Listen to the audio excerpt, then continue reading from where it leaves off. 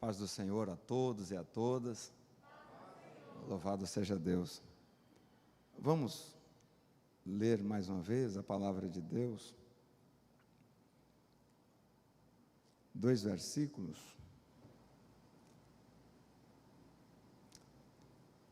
Três versículos. Segundo livro de Samuel, capítulo 21, versículos 15, 16 e 17. Quero aqui estender a gratidão a Deus por esta oportunidade de poder cultuar com os irmãos aqui na campanha Encontro de Gigantes. Agradecer a nossa liderança, pastor Marildo, e aqui representado pelo pastor João Campos, que nos avaliza, para ministrar a palavra de Deus.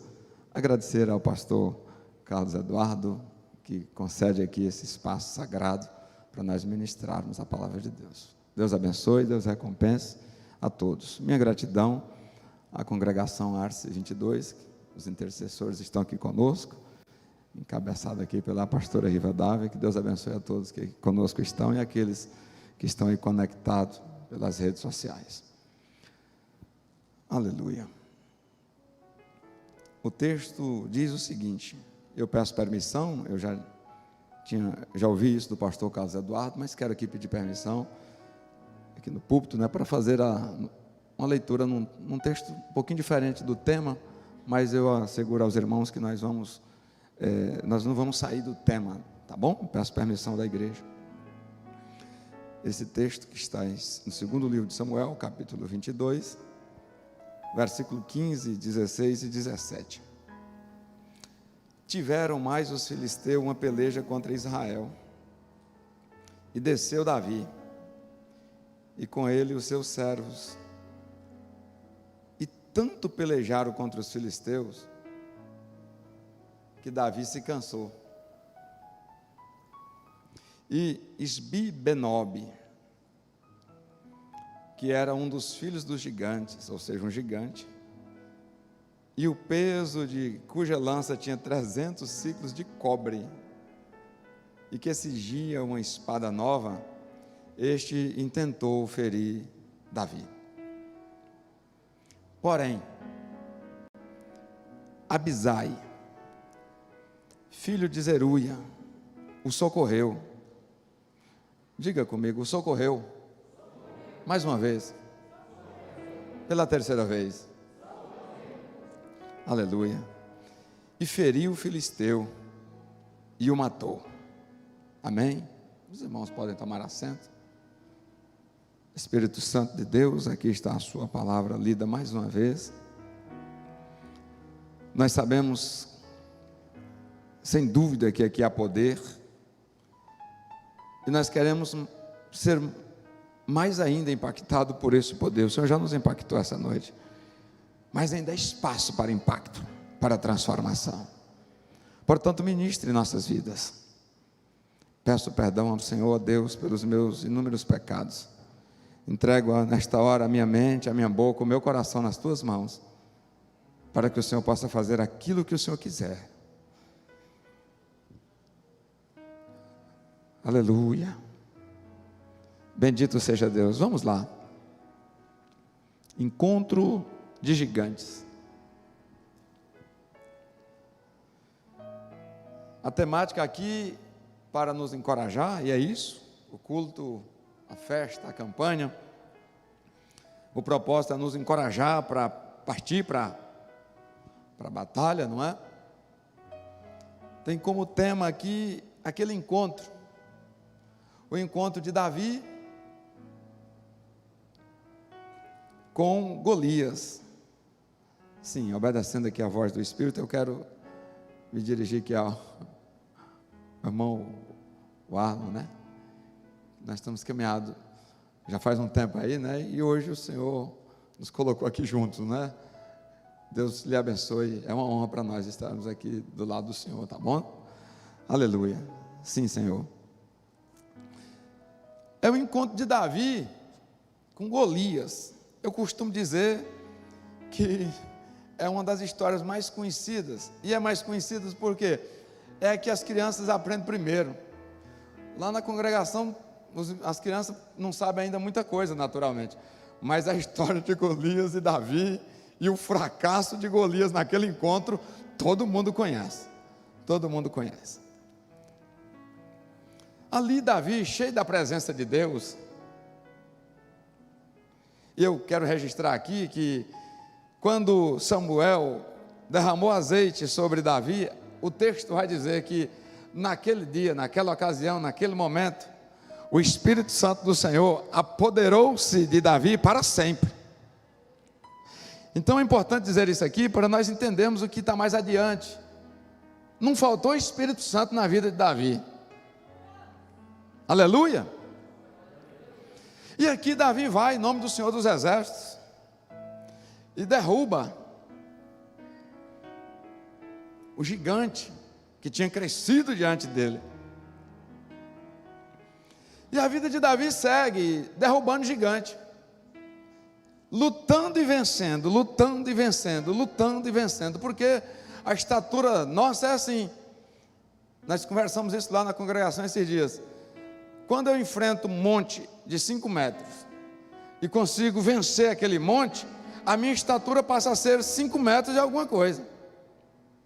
Então a cada gigante a minha estatura muda, e eu assumo alguma coisa superior à estatura do gigante. Amém? Então Davi cresce, cresce e cresce, e cresce muito. E aí ele tem uma vida marcada por vencer as guerras. Ir para enfrentar gigante, na vida de Davi, era coisa simples, era coisa do seu cotidiano. Mas irmãos, se a história terminasse assim, nós teríamos muita dificuldade de compreender as coisas dos céus, nós teríamos muitas dificuldades de compreender a caminhada de Deus com o homem, e do homem com Deus. A história não termina assim. As guerras de Davi não terminam Davi crescendo, crescendo, crescendo e derrubando gigantes, não. Porque tem pessoas no meio dessa campanha, e Deus já me direciona a falar contigo, que você deve estar até frustrado, porque você está pensando, comigo não tem sido assim, o gigante tem prevalecido. Ei, não assusta não, isso é vida normal, isso é vida de crente. A história de Davi e Golias é forte, marcante, impactante, produz um efeito violento nas nossas vidas. Ei, mas não foi só assim a história dele não. Teve um momento, e nós já lemos nesta noite, que o gigante prevaleceu. Aleluia. Aqui é uma outra história, muito parecida com aquela outra, com um detalhe. Aqui é um Davi mais experiente. Aqui é um Davi que tem agora já uma caminhada de derrubar gigante. Só que o resultado aqui deu diferente. E é quando o resultado dá diferente, é bem aí que nós queremos tirar uma lição para a nossa noite. É quando o gigante não cansa e nós cansamos. Porque tem ensinado você a ser esse super-homem. E ser gigante não é ser super-homem. Ser agigantado pela presença do poder de Deus, muitas das vezes, nós ouvimos aqui a mensagem de ontem, na verdade faz é nos diminuir. Aí, o que faltou nessa guerra? Vou chamar aqui a última batalha de Davi. O que faltou? Eu disse que não faltou presença de Deus, porque o Espírito de Deus estava na vida de Davi, e apoderou-se de Davi possantemente para sempre. Nós temos vergonha de falar, né? De testemunhar do dia que o gigante prevaleceu. Nós temos dificuldade de dizer essas coisas. Mas a grande verdade é que de todos nós, e quem não passou por isso vai passar, tem dia que o gigante prevalece. Eu abro aqui um espaço para compartilhar aos irmãos que Deus me chamou no ministério para eu orar por enfermos, ir no hospital e tal, em situações aperreadas, e depois ver Deus fazer um milagre. Mas há uns dias atrás eu fiquei adoecido, eu passei muito mal, a minha esposa saiu comigo de madrugada, e nós fomos para o hospital, e lá no hospital, numa sala pequena, muitas dores ali, e desceu aquela quantidade enorme de demônios, e apoderou-se daquele lugar, e começou a me afugentar, e começou a minguar as minhas forças, ao ponto que eu não consegui mais me mover ali. E a minha esposa também foi ficando fraca naquela madrugada, e eu já não conseguia mais nem clamar pelo sangue de Jesus. E eu vi o gigante crescendo diante do servo do Senhor Jesus. Mas eu usei uma estratégia que eu aprendi com Davi: nunca ande só. Por onde você passar, crie relacionamentos. Não despreze ninguém, por mais que te dê trabalho na caminhada. Não jogue ninguém fora. E é sobre isso que nós vamos falar aqui.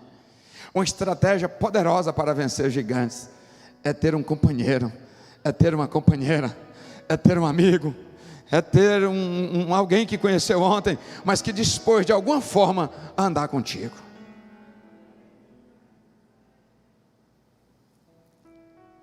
Lembrei-me de um irmão que eu já vi Deus usar, e disse para minha esposa: acorde aquele irmão nosso, corre aí fora, acorde aquele irmão nosso, e peça para ele lá da casa dele, botar as mãos na direção desse hospital, e ensina ele a orar. Diz que é para ele, diz assim para ele: ore mandando essa legião de demônio, que está tentando aí aplacar as forças do irmão Giselso, para essa legião de demônio sair agora.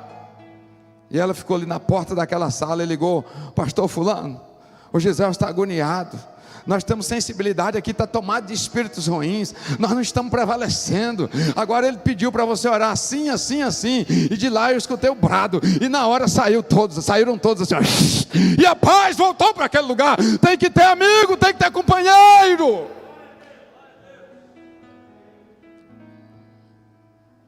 Tem que ter alguém que você pode ligar de madrugada. Davi foi com a funda 5 pedras e prevaleceu. Agora, cheio do Espírito Santo, de novo, com muita experiência, o texto diz: ele cansou. Eu cansei naquele dia. Você não cansou? Vai cansar um dia. Vai cansar um dia. Sabe o que Davi nos ensina? Desde o começo da sua história, Davi nunca perdeu a oportunidade de ter alguém por perto.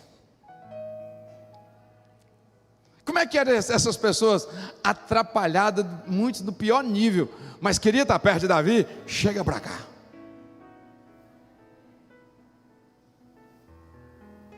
Essa palavra é libertadora, porque nós estamos vivendo diferente. Lembra quando você era crente na igreja, recém-convertido, crente recém-convertido? Lembra o tanto de pessoas que você permitiu aproximar? Aleluia. Lembra?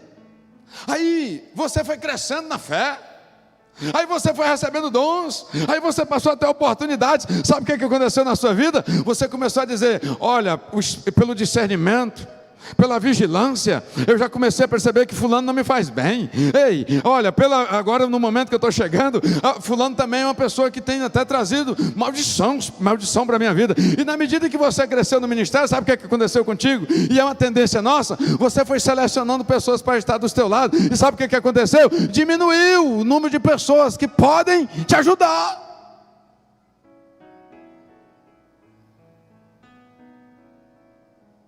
Sua casa era pequena, era cheia de gente, as portas eram abertas. Aí Deus lhe prosperou. Deus lhe prosperou. A casa cresceu, aumentaram os cômodos, diminuiu a quantidade de pessoas, porque você se tornou um crente vigilante. Você se passou a ser um crente agora maduro, e não é qualquer pessoa que pode chegar mais na sua casa. Uma estratégia diabólica de muito tempo, que tem feito cristãos ficar sozinhos diante do gigante, cansa e não tem por quem chamar. O carro era pequeno, era bicicleta, dava carona. Passou por um carro pequeno, tinha espaço para muita gente, dava 2 viagens. Agora o carro cresceu, é luxuoso, não dá.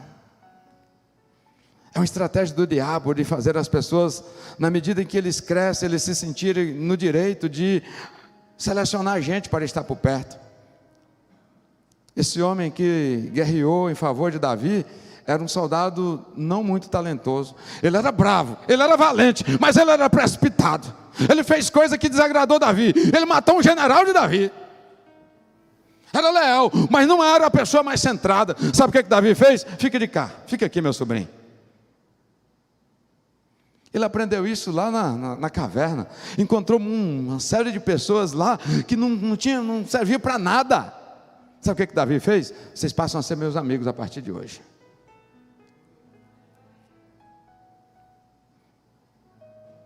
Eu vim aqui dizer o seguinte: quer vencer gigante, você tem que ter companheiro.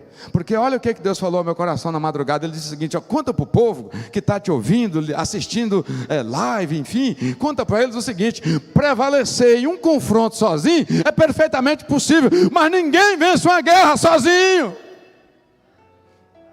E gigante não vai aparecer na minha e na sua vida em um confronto. Gigantes aparecerão a cada dia enquanto nós estivermos palmilhando essa terra, querido. Na verdade, nós não estamos num confronto, nós não estamos numa batalha, nós estamos numa guerra.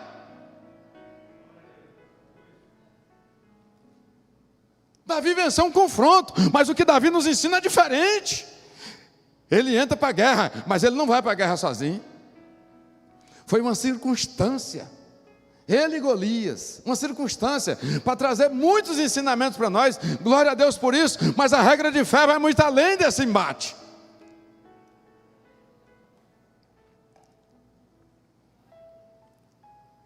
Na medida que vai prevalecendo, nós vamos distanciando das pessoas. Davi faz o contrário. Na medida em que é ungido, na medida em que a coroa chega, na medida em que a fama lhe alcança, mais gente ele coloca do lado dele. É isso mesmo, eu vim falar aqui só isso. Quer vencer gigante? Começa a colocar gente do seu lado. Começa a abraçar pessoas. Mas pastor, mas tem gente que é difícil. Esse moço aqui pensa num soldado tribulado, Abisai. Eu imagino os generais falando: Davi, dessa vez tem como Abisai ficar? Ele era tão tribulado que um dia ele enfrentou 300 sozinho. Isso não traz pânico para um coronel, para um general? Um soldado que sai sozinho e enfrenta 300. Era doidão ele, irmão. Ele poderia comprometer a guerra. E um dia ele enfrenta 300 sozinho e prevalece. E chega dizendo: não, 300 ali eu derrubei. Você está louco, menino? Deu trabalho para Davi, aquele moço.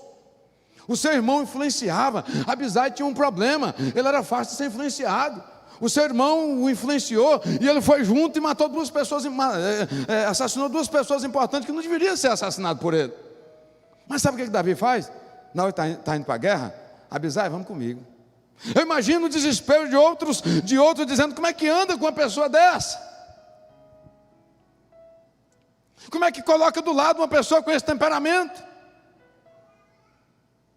Eu vim aqui te dizer do dia que Davi não deu conta do gigante. E sobreviveu porque Abisai estava do lado. É isso mesmo. Abisai estava do lado, o tribulado. Mas Davi, ele aprendeu isso na história, irmão, na caminhada. Ei, pensa no Davi, que quando ele começa a ser perseguido pelo rei, ele aceita a amizade do príncipe. Ele aceita, porque hoje, na verdade, tem pessoas te sondando, tem pessoas querendo chegar mais perto. Somos nós que fechamos. Quando o príncipe Jonathan aproxima de Davi, Davi aceita a amizade dele. E esse amigo, o príncipe, livra ele várias vezes da mão de Saul.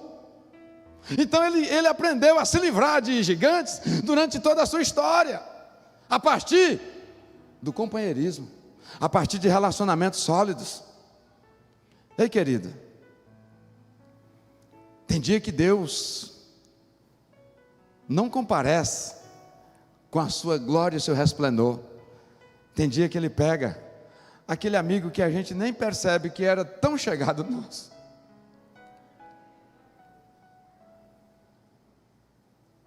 Aleluia. Isolamento social. Esse nome, irmão, tem um viés espiritual nele.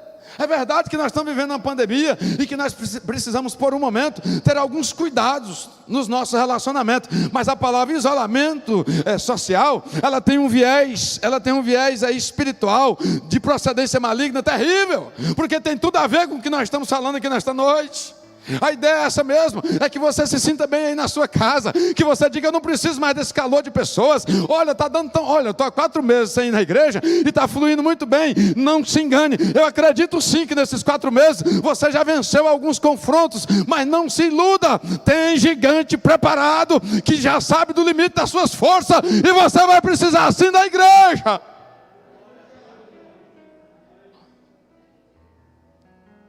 Sim, vamos respeitar as coisas, mas não deixe de mandar mensagem, não deixe de conversar, não deixe de fortalecer as alianças, as amizades e conquistar mais pessoas. Eu tenho um propósito na minha vida: todo dia eu tenho que ganhar alguém para ser meu amigo, todo dia.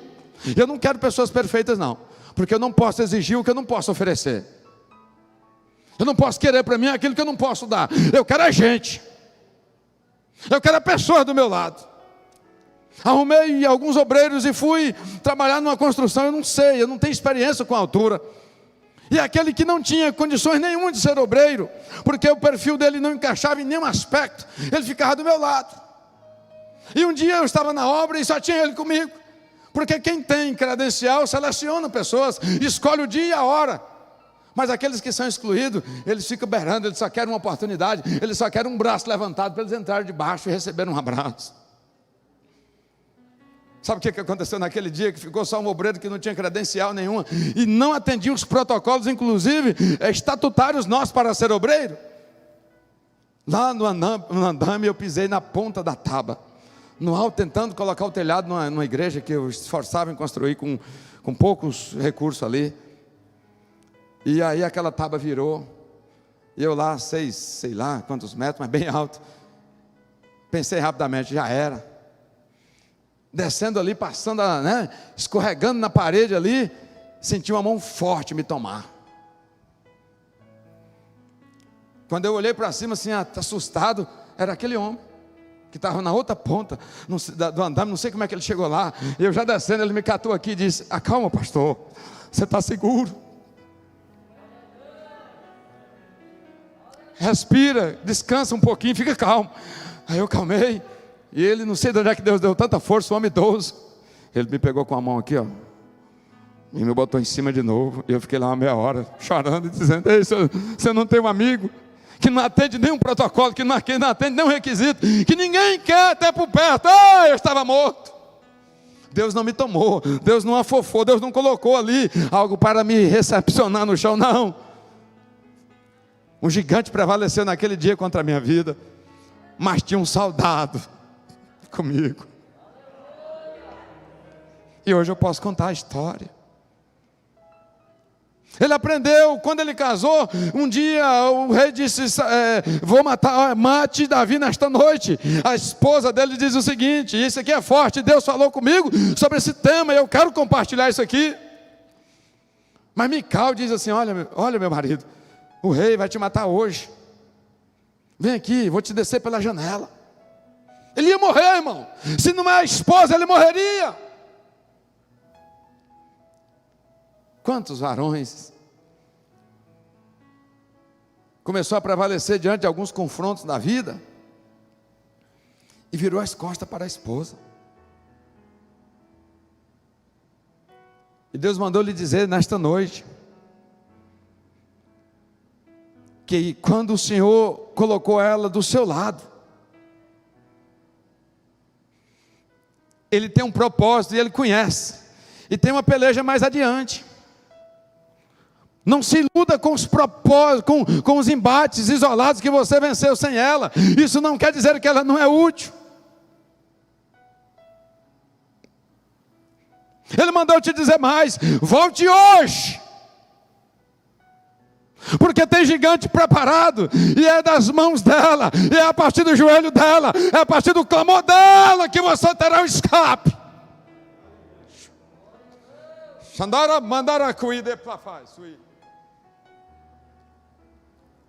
Aleluia, bendito seja Deus.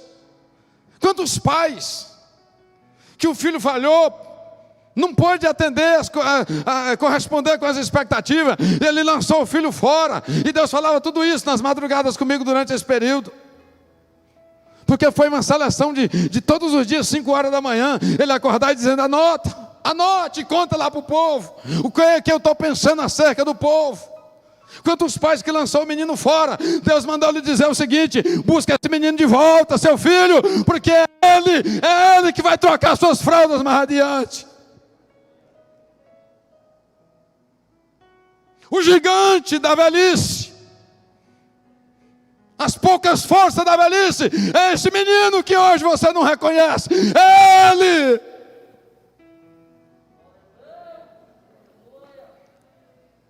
Aleluia, aleluia. Não, mas eu estou vivendo bem sem ele. Ei, você está passando por algumas batalhas, mas a guerra só está começando. A guerra só está começando. Sim, é isso mesmo. São essas coisas que ele me mandou dizer. Sabe aquele amigo que traiu, que fez aquilo? Sabe o que nós chamamos de traição hoje? Quando alguém não corresponde às nossas expectativas, sabe o que a gente fala? É um traidor. Sabia que a maioria das pessoas que nós chamamos e os temos como traidores só são porque eles nos contrariou em algum aspecto? Só são porque eles não foram de acordo com aquilo que nós pensamos? Sabe como é que nós chamamos? Traidores. E Deus mandou desmistificar isso aqui hoje. Ei, liga para Ele hoje. Ele gosta de você. Ele está disposto a entrar na fornalha de fogo contigo. Ele só não concordou naquele ponto com você. E você jogou ele fora. Mas Ele continua esperando a sua ligação. Ele continua esperando o seu contato. E tem um propósito nessa união.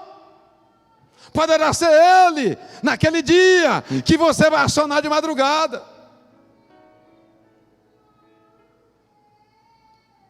Encontro de gigantes. Não quero encontrar com gigantes sozinho não, irmão. Não quero encontrar com gigantes sozinho não. Ele é guerreiro antigo. Ele enfrentou Jesus Cristo, cara a cara. Sabe tudo de guerra. Já derrubou os maiores homens aí que se posicionaram. Ele chegou e derrubou. Esse é o gigante que peleja dia após dia contra mim, contra você. E a natureza, o sentido, o significado de igreja, sabe o que é? Congregação, é eclésia, é união, é muita gente junto, é um ajudando o outro, é um fortalecendo o outro. Ei, sai desse negócio de isolamento. Olha a forma que Deus achou para a humanidade prevalecer diante do gigante chamado Satanás: constituir a eclésia. Só tem um jeito de prevalecer contra o diabo: se eu for igreja, fazer parte da igreja, tiver ligado corpo, alma e espírito no corpo de Cristo.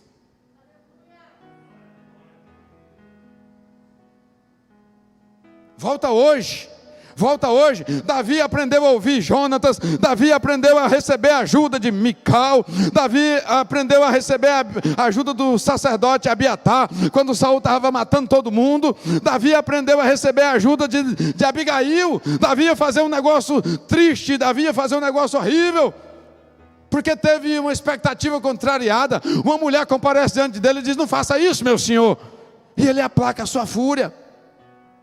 Quem gosta de gente, aprende a escutar gente e vê qualquer pessoa como instrumento de Deus. Naquela época, o que uma mulher fazia sentido diante de um guerreiro? Quem era Abigail diante de Davi? Mas quem começa a ver Deus em gente comum, fica atento quando uma criança fala. Fica atento quando uma pessoa que não disse que Jesus é o Senhor dele ainda, fala. Fica atento quando a mulher fala. Fica atento quando o filho fala. Fica atento quando o idoso fala. Porque Deus, irmãos, Ele trabalha, age, comunica, faz, opera a partir de gente.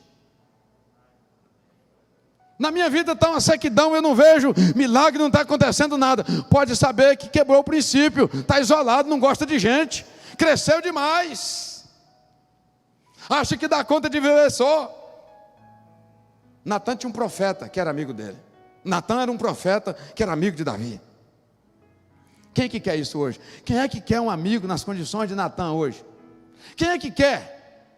Alguém que chega, olha nos seus olhos e diz: vai se arrumar, rapaz. Vai caçar jeito, rapaz. Vai se acertar com Deus, moço. Muitas pessoas já distanciaram de mim, mas eu não desisti delas, sabe por quê? Porque Deus me usou como profeta nessas condições, para dizer assim: rapaz, vai caçar seu lugar, vai lá pedir perdão para o seu pai, vai lá pedir perdão para sua esposa, vai lá se acertar com o seu pastor ainda hoje. Mas já fizeram isso comigo também. Então, Gisele, você presta atenção, rapaz, que coisa feia. É você que está errado, rapaz. Vai lá, se acerte agora, peça perdão. Não, peça perdão, rapaz.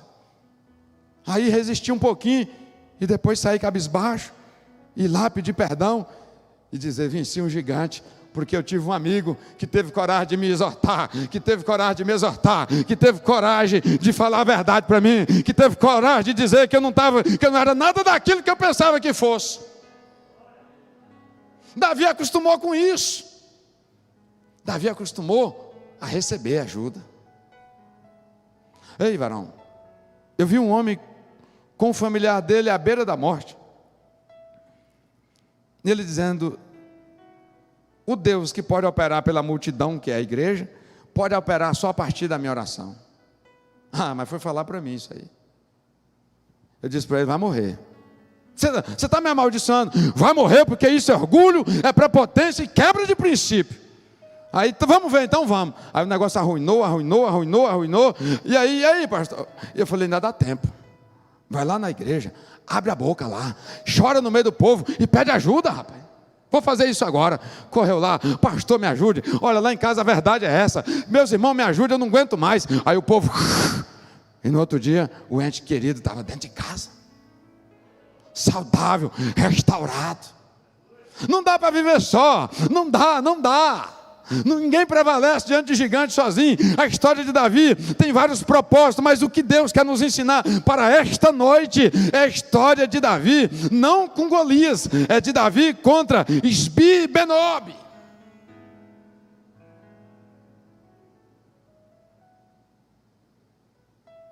Aleluia.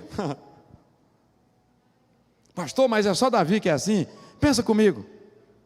Pensa aqui comigo. Josué desponta como guerreiro, valente, atrevido, ousado, obediente, mas despontou como guerreiro. E Moisés não tinha tempo para ir lá para a batalha. Mas um dia, esse moço talentoso, guerreiro, general bom, a Bíblia diz que ele não prevalece contra Amaleque. Como é que pode? Não era Deus que comandava aquelas guerras? Não era Deus na vida de Josué? Ele não foi chamado e ordenado general por Deus. Josué não foi ordenado general por Deus. Agora contra Amaleque ele não prevalece. O dia está acabando e Amaleque está prevalecendo. Aí lá no monte está Moisés, sem espada. Sabe aquele obreiro que, depois que ele começou a pregar, a destacar, a primeira coisa que ele esquece é o compromisso aqui com o altar, com os sacerdotes? E ele começa a olhar para o sacerdote, e aí ele já vê o sacerdote muito amildado, e ele diz: eu que estou, as minhas lives é que está dando muita visualização, a minha vida agora é outra, graças a Deus, e tal, vai tocando. Josué não prevalece. Acorda aí, crente. É porque é assim mesmo que Jesus quer te ajudar hoje. É nesse rumo mesmo. Aí, Josué, quando a guerra toma um rumo terrível, o texto diz que Moisés lá em cima levanta as mãos. E quando Moisés levanta as mãos, agora Josué prevalece. O velho cansa os braços. O velho que eu e você despreza, porque não tem o mesmo português, porque não tem a mesma oratória, porque agora já não tem mais o mesmo pulmão para pregar, porque agora já não sabe nem lidar ainda muito com essa história de live. Aquele que você até critica agora as lives dele, é ele que de madrugada levanta a mão para você prevalecer aí, rapaz. As mãos do homem desceu, cansado, E Josué começou a perder de novo. Aí veja bem, não basta só Moisés na vida de Josué. Deus não deixa o negócio ficar mesquinho. Deus não deixa o negócio ficar mesquinho. Quem quer vencer gigante e quer ter esse grupinho na igreja, olha, eu sou mais chegado de fulano, eu gosto daquela equipe ali, eu gosto, ei, Deus não me permite. Moisés agora também já não dá conta. Aí vem Arão e Ur e entra no circuito. Um segura um braço, o outro segura o outro, e o menino que está lá embaixo com a espada prevalece e vence o gigante. Ei, querido, quantas coisas você tem sofrido por estar só? Quantas coisas que o gigante na sua vida hoje é a prepotência, é o orgulho de não querer voltar atrás e dizer: minha amiga, meu amigo, Deus falou comigo hoje, e eu senti saudade daquele tempo que nós orávamos, eu senti saudade daquele tempo que nós conversávamos, e aquele lance lá que eu fiquei magoado, triste, na verdade hoje eu compreendi que foi sensibilidade minha demais. Aquilo não pode mudar a nossa história. Voltemos hoje a andar juntos, a caminhar juntos e a interceder uns pelos outros juntos. Deus marcou esta noite para que haja, aleluia, bendito seja Deus, humilhação da nossa parte, humildade da nossa parte, para reconhecer que sozinho não dá.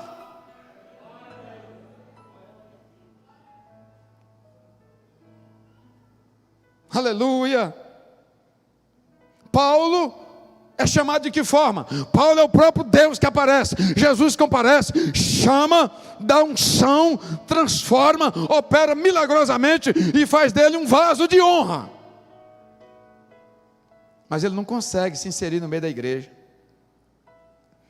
Levantou um gigante diante de Paulo, o homem cheio do poder de Deus, mas não podia se inserir no meio da igreja. O Jesus que compareceu lá, naquela viagem, agora fica em silêncio. Porque é o Jesus que chamou. Ei, olhe para cá, me dê uma atenção, por favor. O Jesus que comparece diante de Saulo e faz aquele movimento transformador, muito, muito milagroso, forte. Poderia agora chegar diante dos líderes da igreja, diante de Pedro, e falar assim: Pedro, aqui é Jesus. Eu ungi a Paulo, insira Paulo aí no meio e deixa ele fluir na minha presença. Jesus não faz isso. E a Bíblia diz que Saulo, agora Paulo, chega diante da igreja em Jerusalém, e ele tenta chegar assim perto do irmão Carlos Eduardo. O irmão Carlos Eduardo chega perto do irmão Giselso. O irmão Giselso, olha a situação, irmão. O homem que viu Deus, o homem que o próprio Deus o evangelizou, agora não tem espaço dentro da igreja. Olha o gigante. E Jesus agora não comparece para facilitar essa caminhada. Aí a Bíblia diz que aparece um cidadão chamado Barnabé. Aí vai lá no pastor Carlos Eduardo e diz assim: posso, né? Nós dois aqui na parada, né? Pastor Carlos Eduardo, para com isso, não é crente. Deus salvou esse homem, transformou, está usando na terra. Você está com esse... Deixa o homem entrar, rapaz. Não, mas tem que ver lá com o Giselso, porque o Giselso também está. O Giselso tem uns dons aí, e diz que esse homem perseguia e tal, porque a igreja tem dificuldade de acreditar que alguém foi transformado por Deus. Eu já vi pessoas que foram libertas por Deus, mas ainda estão com os mesmos trajes, porque Deus não tem pressa de trocar os trajes. Deus não tem pressa, porque o negócio de Deus é de dentro para fora, e a igreja é acostumada com o negócio de fora, apenas de fora. Aí tem pessoas que chegam no nosso meio e ainda está... Aí a gente já fala: irmão, que Deus te abençoe aí. Rapaz, você tem que melhorar com isso aí. Rapaz, agora você não podia mais... Aí Saulo chega com a mesma cara. A mesma cara. O povo diz: aqui não. Aqui não, você ainda não pode não. Ei, o Espírito Santo está me sapecando. Eu estou cheio de palavras, eu estou com autoridade. Aqui não acredito na sua conversão não. Preciso de um tempo. Sabe o que Deus faz? Não comparece, mas levanta chama Barnabé, e Barnabé comparece diante da igreja, da liderança, e vai dizendo assim: ei, ele é crente, ele ainda está desse jeito aí, mas eu já vi ele pregando, ei, ele está desse jeito aí ainda, o sotaque dele ainda é esse, o jeito dele caminhar ainda é esse, porque Deus não está muito preocupado com esses detalhes de imediato, ei, essas coisas, mas esse aí é homem de Deus. E o que seria a igreja sem Saulo? O que seria a igreja sem Paulo? Esse homem teve dificuldade, mas na vida daqueles que querem vencer gigante, sempre vai ter um Barnabé.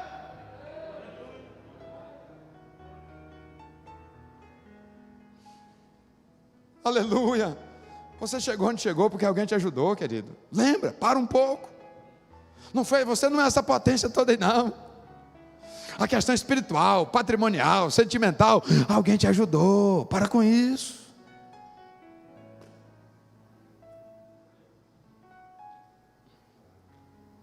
Para com isso. Aleluia. Esses exemplos não me convencem. Tá bom. Vamos caminhar aqui para o final. Essa questão, irmãos, de amizade é tão importante. Eu quero aqui me dirigir aos obreiros aqui também.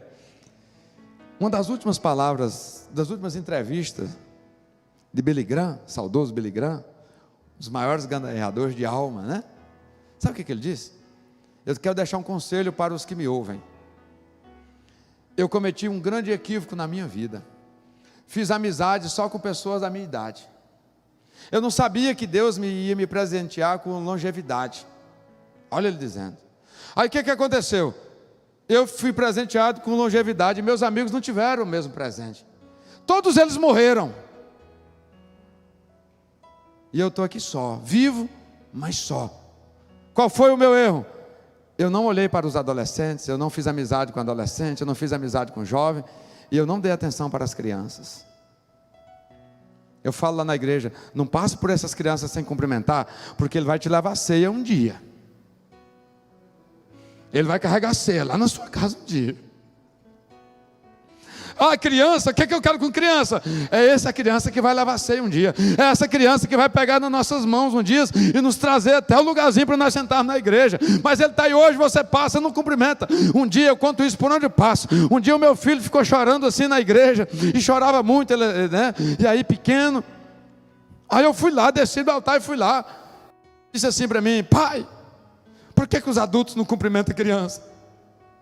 Porque as pessoas iam lá na riva, cumprimentava a riva, pulava ele, cumprimentava o outro irmão. Ele ficou indignado com aquilo, chorou o culto todo. Nós estamos vivendo assim, com essa indiferença, lançando fora aqueles que vão nos ajudar diante de gigantes que nós não vamos prevalecer, porque nós vamos estar com a idade avançada, não teremos força para manusear a espada, mas esses meninos de hoje vão nos ajudar, queridos.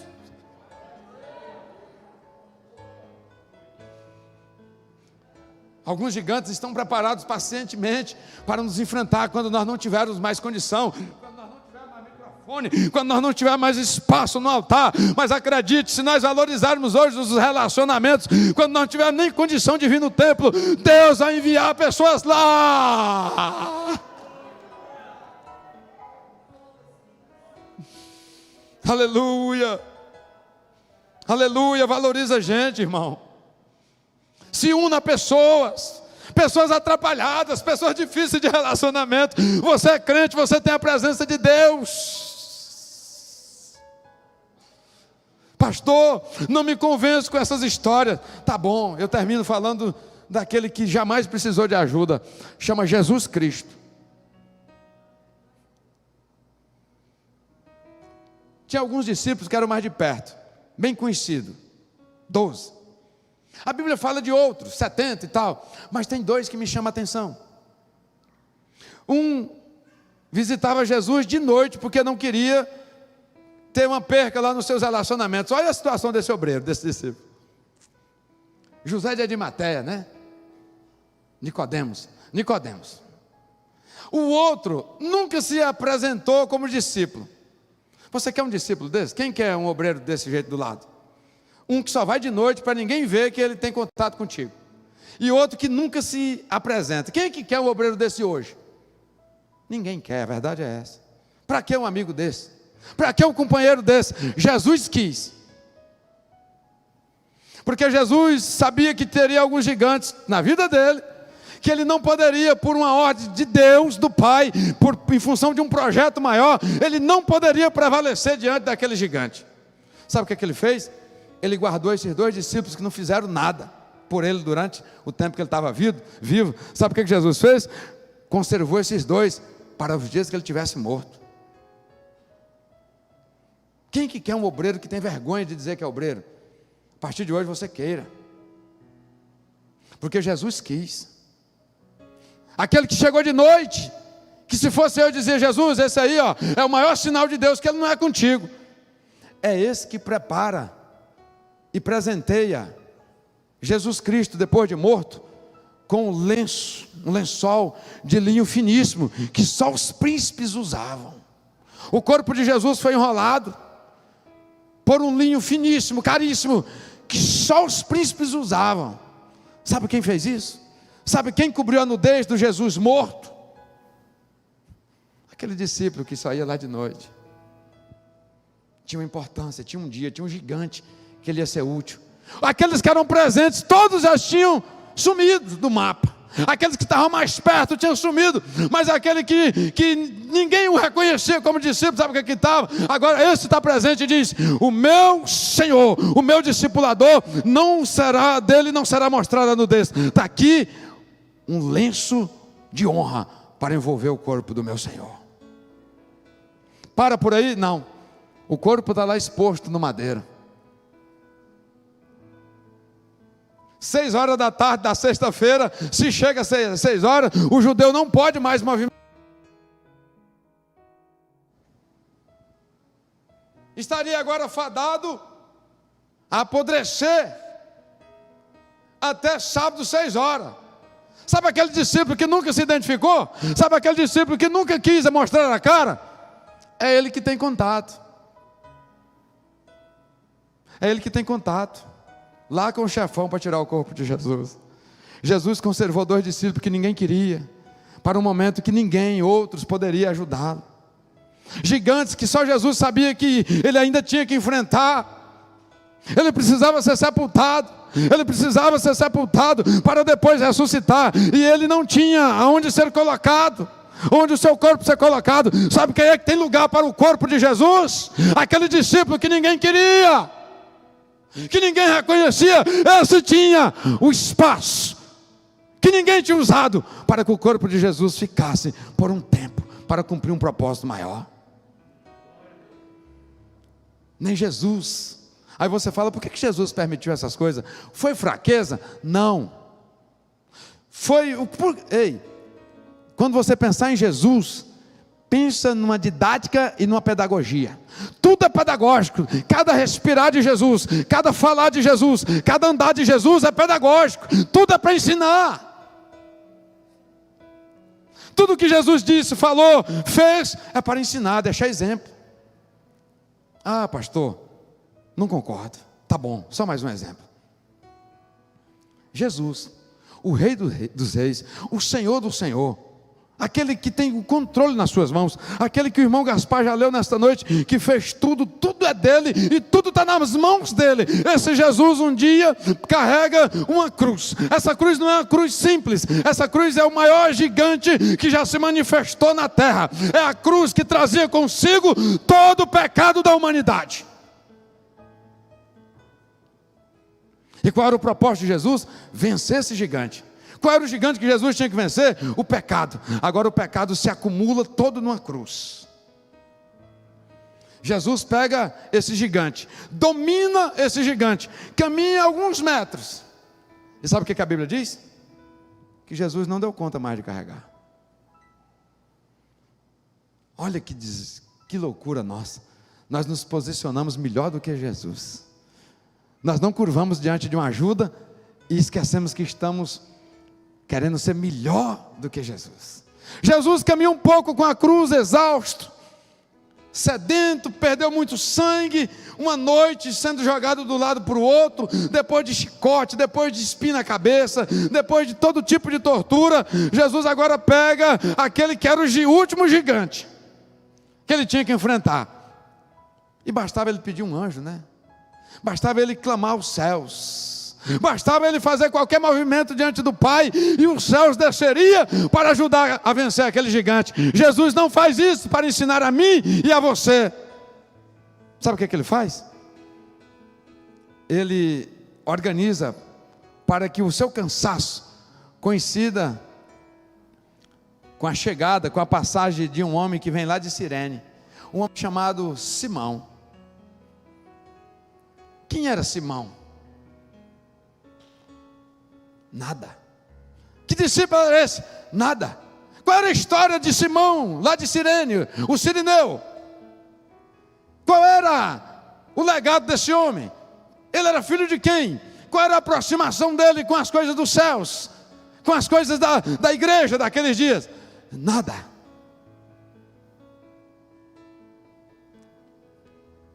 Aí Jesus vai, e lá no Brejinho tinha as procissões, quando nós estávamos no catolicismo. Aí na época aí tinha a sexta-feira da paixão, e tinha as procissões, e eu lembro muito bem dessa parte, que é a parte que mais me emocionava. Tem um amigo nosso lá que fazia o papel de Jesus, e ele andava um pouco, e ele fazia certinho o negócio, assim, né? E menino grava essas coisas. Aí ele com a cruz, né? Ele andava um pouco, aí ele ia baixando, aí ele caía com a cruz. Aí aparecia o sirineu, que era um outro rapaz, e não só assumia a cruz, mas também ajudava Jesus a levantar. Aí já era por conta do teatro, né? Aí ele ajudava Jesus a levantar, aí catava aquela cruz. O texto diz que ele foi pressionado a fazer isso, mas eu quero que você entenda que isso tem um propósito maior. E Jesus agora segue sem a cruz, que era para ele vencer. E o sirineu agora ajuda Jesus. Que Deus é esse que admite a ajuda de alguém que ninguém conhece? E eu fico sozinho. Já venci uma vez, já venci Golias, vou vencer Isbi-Benob. E aí nós temos muitos companheiros hoje tombados. Nós temos muitos companheiros dizendo hoje: por quê? Por quê? Porque eu não entendo. Porque quis ficar só. Jesus foi ajudado. Você também precisa de ajuda. Vamos ficar de pé. Tem gigante que vai ser pessoas franzinas que vão vencer. Tem gigantes que são pessoas bem mais franzinas do que você, na fé, que vai vencer. Eu estava saindo do culto, e uma pessoa que não estava endemoniada, mas com muita raiva, partiu de forma agressiva contra a própria mãe. E deu um pulo e jogou aquele chute, né, na mãe, uma mãe de 70 anos.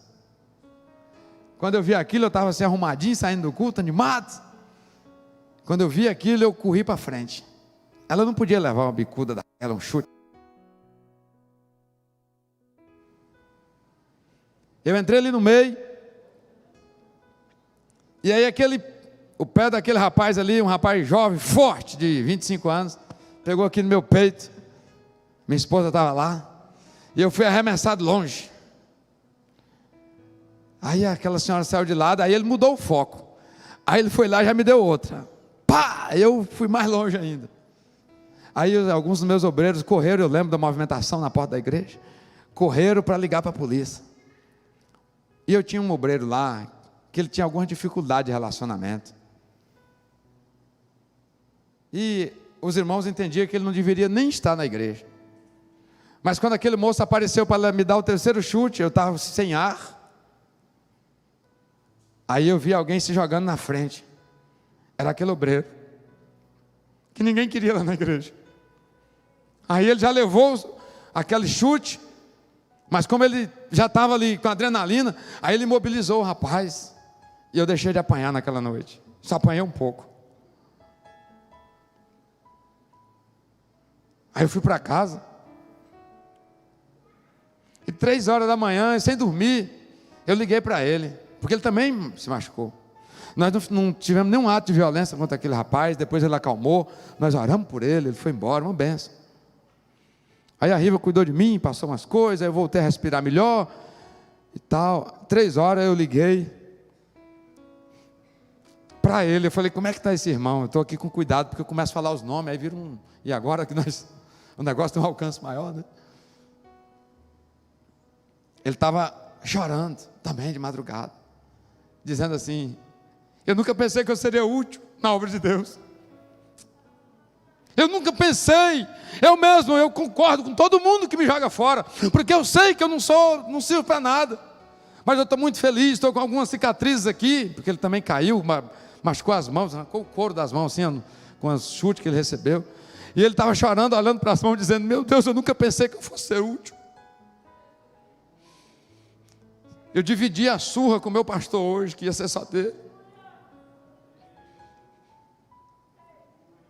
E por várias vezes os obreiros falaram para mim: joga isso fora, isso vai acabar te dando trabalhos aí imensuráveis. Eu disse: eu não jogo, eu não jogo, eu não jogo. Se Deus colocou por perto, tem um propósito. Se Deus colocou por perto, tem um propósito. Se Deus colocou por perto, tem um propósito.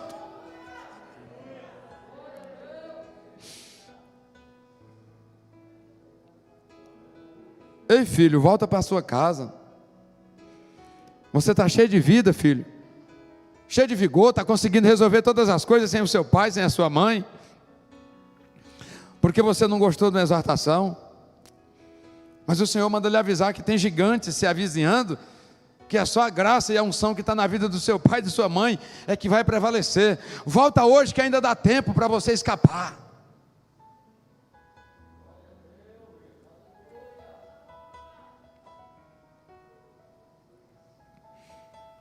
Obreiro, reconcilie com o seu pastor hoje.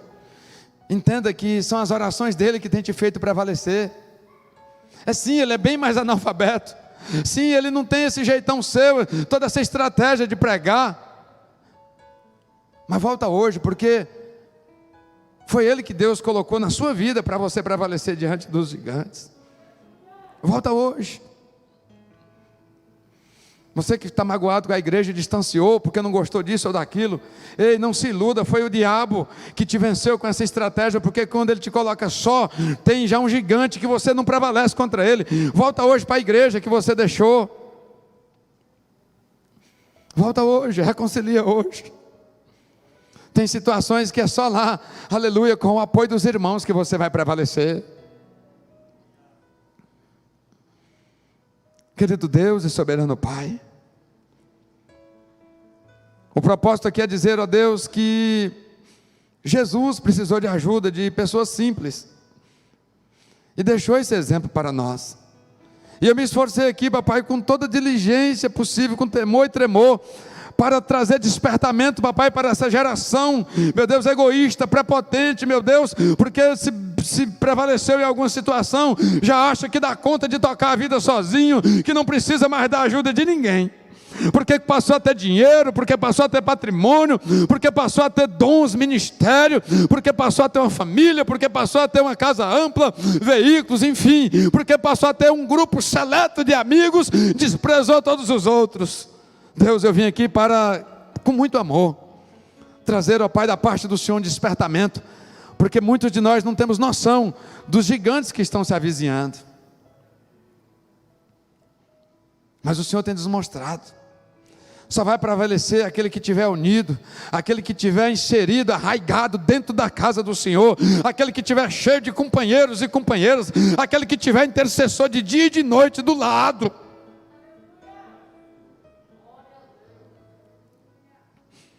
Deus, eu te peço por bondade, receba aqueles que estão reconciliando hoje, aquele marido que ainda estava em dúvida, papai, para voltar para casa, da parte de Deus ele manda lhe dizer: filho, filha, em nome de Jesus volte, porque o Senhor já preparou o caminho de retorno, porque Ele tem projeto, propósito nesse reencontro.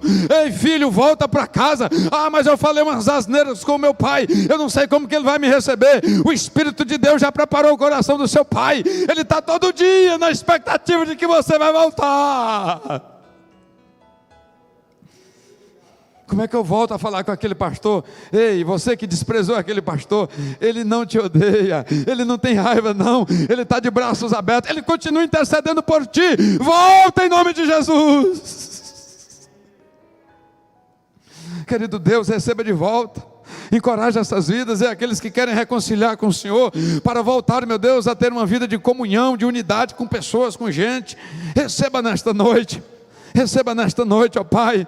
Eu quero que o Senhor, papai, sinalize forte nos corações das pessoas, que nós possamos todos compreender, papai, o quanto nós distanciamos de gente nos últimos dias, indiferente, papai, independente de pandemia, o quanto nós já tínhamos uma tendência para o isolamento. É uma estratégia diabólica para nos destruir, porque se estivermos juntos, papai, nós venceremos, porque só prevalece contra as portas do inferno a igreja do Senhor. Derrama, papai, unção e graça, mas sobretudo humildade sobre nós, para voltarmos a nos inserir, papai, a nos misturar com as pessoas que o Senhor tem colocado perto de nós. É assim que nós oramos agradecidos, em o nome de Jesus. Jesus, amém, graças a Deus. Tomai os vossos assentos. Eu agradeço mais uma vez pela rica oportunidade e devolvo a direção dos trabalhos ao pastor Carlos Eduardo.